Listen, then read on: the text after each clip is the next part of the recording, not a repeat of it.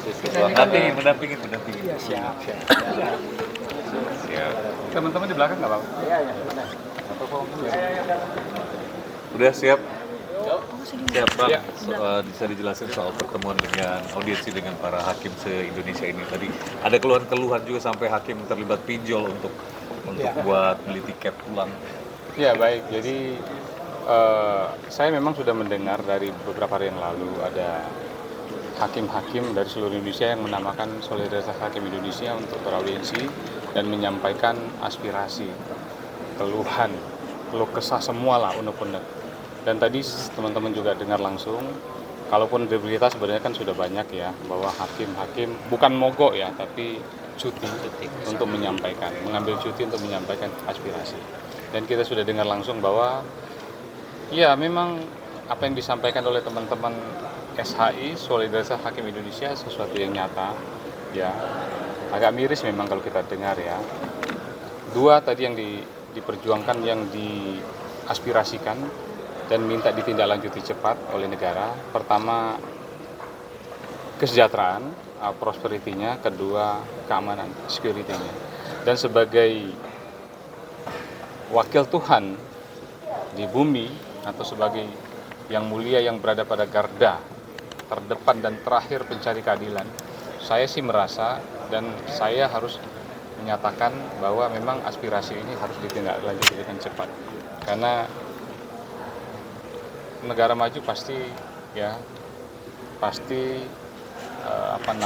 penegak hukumnya juga harus jauh dari praktek-praktek yang memungkinkan mereka untuk mencari sumber-sumber lain kalau kesejahteraannya tidak terjamin. Makanya security-nya, keamanan terjamin, kesejahteraan terjamin, maka secara perlahan pasti praktek-praktek yang mungkin ada peluang untuk diperjualbelikan itu makin hari makin habis, sehingga ya negara juga akan makin aman dan pendapatan negara juga akan makin banyak karena korupsinya makin kecil. Kira-kira gitu. Bang, dengan banyaknya tadi keluhan-keluhan yang disampaikan, tadi juga disampaikan kan bahwa posisi di yudikatif bukan eksekutif, tapi tadi mereka minta dikawal. Apa yang bisa dilakukan pihak ini? Ya, tentu sebagai lembaga parlemen yang konstitusionalnya itu memang memperjuangkan aspirasi masyarakat dari sisi legislasi, pengawasan, dan lain-lain, ya kami akan menyampaikan aspirasi ini kepada pemangku kepentingan dan pengambil kebijakan.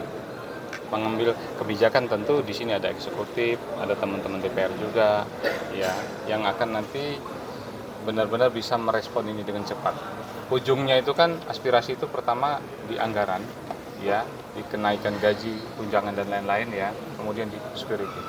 Dan saya percaya dan yakin bahwa beliau-beliau akan merespon ini dengan cepat. Respon Menko tadi saat bertemu di istana bagaimana? Karena kan permintaan dari para hakim ini dinaikkan gajinya 142% dari yang mereka dapatkan saat ini. Apakah memang ruang itu ada dan gimana respon dari pemerintah? Ya, tadi saya diskusi, pagi-pagi sengaja saya temuin Ibu Menkyu dalam sebuah acara. Beliau menyampaikan dari yang saya tangkap tadi memang diplomatis ya, karena tidak ada rapat khusus, tapi beliau sampai kita sedang mencarikan formulanya. Tapi beliau sudah sangat tahu bahwa aspirasi itu begitu kencang dan kita akan dengar nanti. Kami akan sampaikan juga langsung dalam waktu dekat bahwa aspirasi ini memang menjadi sangat penting. Mas Sultan, ini berarti konkretnya nanti akan rapat mengajak pihak-pihak terkait gitu oleh DPD atau gimana, Mas? Ya, kami nanti akan bisa dalam bentuk langkah paling cepat bisa berkirim surat atau langsung kepada audiensi pertemuan dengan beliau-beliau, ya, eksekutif dan teman-teman DPR juga. Saya dengar tadi sudah merespon, Komisi 3 sudah meyakinkan bahwa aspirasi ini sudah akan ditindaklanjuti dan semoga juga bisa cepat direalisasikan. Mas, terakhir dari saya tadi tanggapan pribadi mewakili anggota Dewan yang lain soal ada hakim yang terlibat pinjol, tanggapannya gimana? Ya, itu potret ya, itulah potret bahwa ya kenyataannya begitu. Makanya ini negara harus melihat, oh ternyata memang ya ini nyata bahwa kesejahteraan hakim itu memang harus ditingkatkan. Sehingga praktek atau mungkin untuk menutupi living cost dari ya pinjol itu, kalau remunerasinya atau tunjangan atau gajinya layak, pasti bisa dihindari. Kalau dari hakimnya ini mau sampai kapan melakukan cuti massal? Apakah sampai nantinya terrealisasi untuk kenaikan gajinya atau seperti apa? Jadi yang diagendakan cuti bersamanya tanggal 7 sampai dengan tanggal 11 bulan ini Oktober.